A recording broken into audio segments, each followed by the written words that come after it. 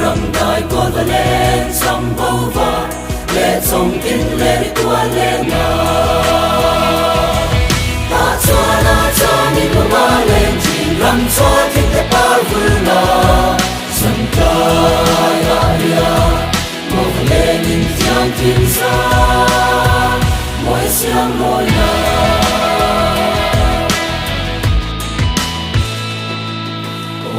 không làm thay lại tua gió sẽ bình cài na đi coi đúng lẽ ta ngồi kinh ra ngồi chú và cái dài em na si hai tên kia liên ru ngân lên và tiếng lên ta chính ra na sân tiếng sôi pha let's go and end time here you are lens watching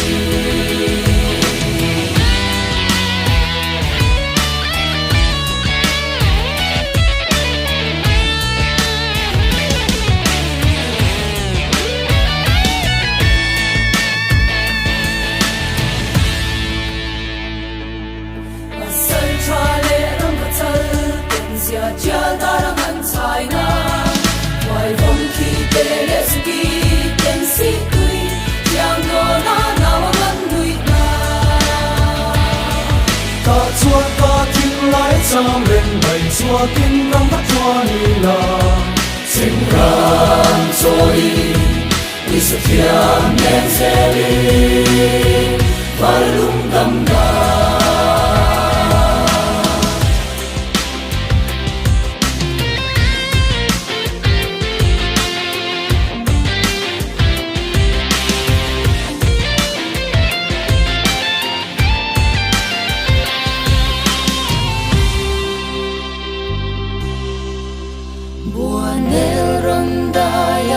chuani suy thắng và là minh thần na trên răng bụi lung lên về đắm xa say lên ôi dùng tết tan dia dia thần hồi suy thắng và là răng chuani xa xa lúa rong hồ lệ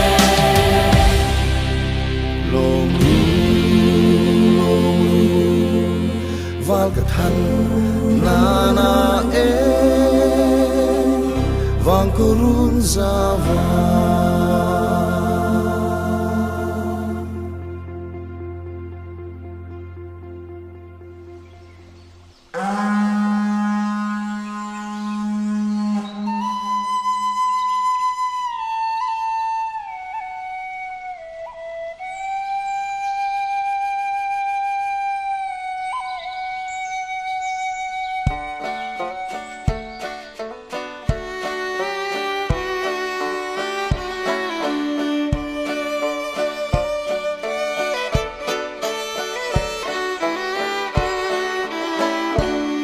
dâu tang ram tua mi chor pia ru ni yang